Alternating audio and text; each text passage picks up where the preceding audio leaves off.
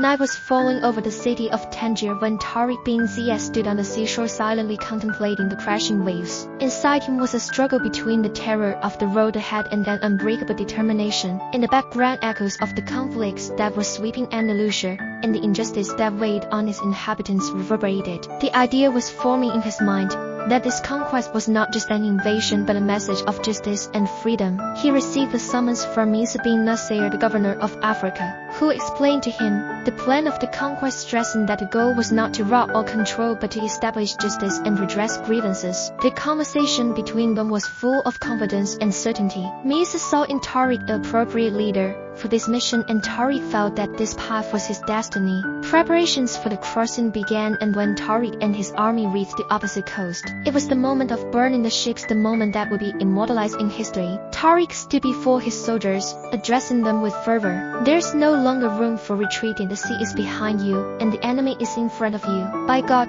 you have only two options, victory or martyrdom." The words were fuel that ignited the hearts of the soldiers with determination. On the morning of the great battle, in Wadi Laka, Tariq stood on a hill, watching the huge Gothic army.